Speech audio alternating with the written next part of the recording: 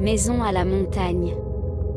Salutations, bienvenue dans Vivid Nightmare où vos cauchemars deviendront réalité.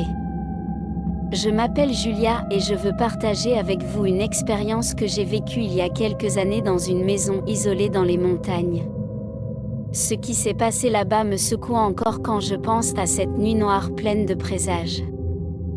J'ai décidé de passer un week-end dans la maison de montagne d'un ami, une retraite pittoresque entourée de forêts denses et de sentiers sinueux. La cabane était confortable mais vieille, avec un air de mystère qui était intensifié par le crépitement du bois de chauffage dans la cheminée et le grincement des poutres en bois dans le vent.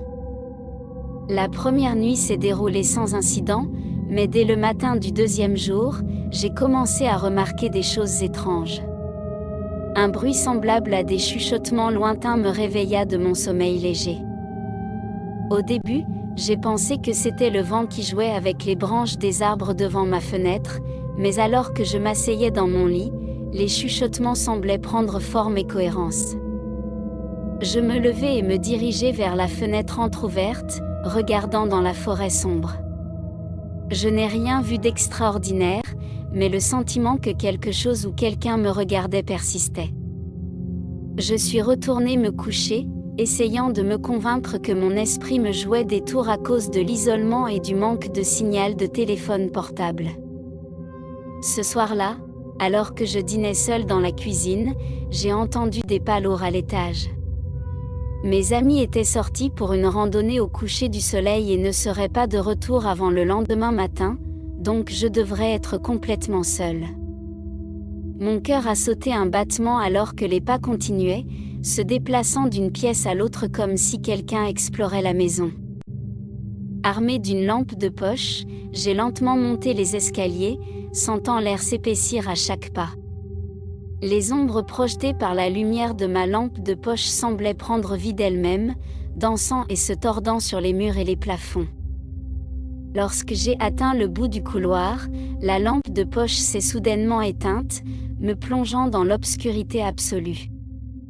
La panique s'est installée alors que j'essayais de rallumer la lampe de poche. Quand j'ai finalement réussi, une silhouette floue s'est matérialisée devant moi pendant un bref instant. C'était une grande ombre sombre, avec des yeux qui brillaient d'une intensité qui me glaçait le sang. Sans hésiter, j'ai couru en bas et dans la nuit froide, sans regarder en arrière. J'ai passé le reste de la nuit dehors, tremblant de peur et attendant le retour de mes amis. Quand ils sont finalement revenus à l'aube, je leur ai raconté ce qui s'était passé, mais nous n'avons trouvé aucune trace d'intrus ni d'explication logique à ce que j'ai vécu. Depuis ce jour, j'évite les maisons isolées dans les montagnes et le souvenir de cette ombre persiste dans mes rêves les plus sombres. Merci d'avoir regardé cette vidéo, souvenez-vous et rêvez de vos démons les plus profonds. Au revoir. Maison à la montagne. Salutations, bienvenue dans Vivid Nightmare où vos cauchemars deviendront réalité.